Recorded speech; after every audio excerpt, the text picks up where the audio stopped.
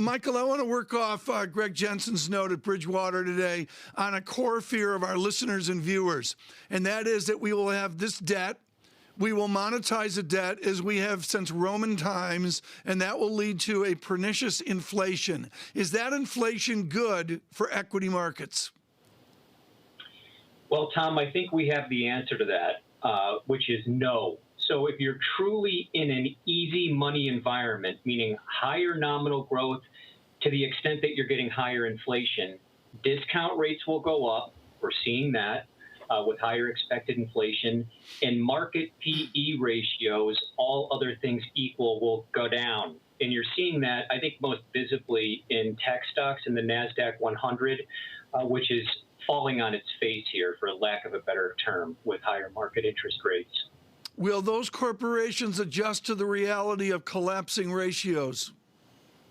I think so. I mean, I believe a previous guest pointed out the fact that in a V-shaped boom, reflationary and then ultimately inflationary, profits are also going to go up.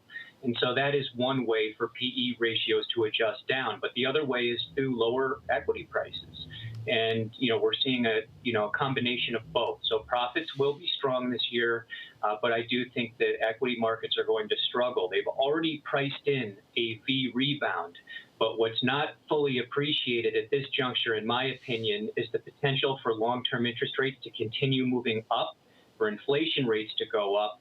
And then we're looking at the prospect of higher tax rates on corporations and capital gains, and a Fed that's probably going to be forced to start tightening monetary policy next year, not in 2023 or 2024. Mike, this is really important, and this leads to a big question, which is the weakness that we're seeing in the Nasdaq. Will it persist, and can it bleed over into other areas of the equity markets that continue to be bid up and resilient in the face of higher yields?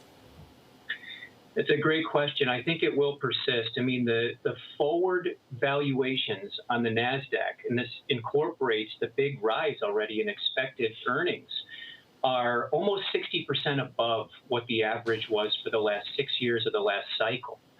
And some are arguing that that can be justified based on where the rate structure is and where liquidity is. But we're even priced to perfection based on liquidity. And liquidity itself is 22% above the pre-COVID trajectory. And even adjusting for rates, which are rapidly reconverging with what we saw before the pandemic, the market's expensive. In particular, tech stocks in the Nasdaq 100 continue to be over their skis on a valuation basis. And so some caution is warranted. Yes, the outlook is very favorable and earnings are going to be strong, but these valuations are likely to continue coming in our opinion. All right, so that's about the Nasdaq story. How about the rest of the universe? The idea that there is more room to run based on the lagging gains that we saw lagging behind the big tech. I mean, do you see that being hampered as well at some point? It very well could be. I mean, even some of the so-called value sectors have had a pretty appreciable run here since last summer, so their valuations have come up as well. But I think that the risks are far lower because the valuations are lower.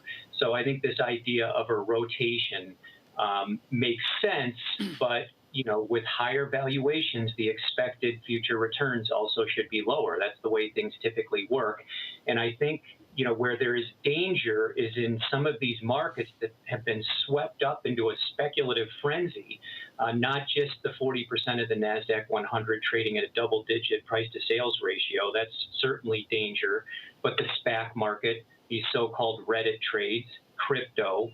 So these would be areas, I think, as interest rates adjust higher, that we can expect to see a lot of volatility. What do you expect to see from larger company, more traditional corporate officers, not people doing SPACs or Reddit or the rest of it, but a given toothpaste company or a given ball bearing company, whatever the sector is, Michael? How do you think those corporate officers will respond to this historic moment of, say, 8% GDP? Yeah, I mean, I think that the good news is that we are going to get a very strong V rebound in GDP and in jobs. The other side of that is with that strong V rebound and some potential overheating, we'll have higher inflation and higher market interest rates. And so, it's a push and a pull. The push from strong profitability and strong businesses, and then the pull from higher market interest rates and lower valuations. So that's what I think, the prototypical corporate officer is going to have to deal with this year.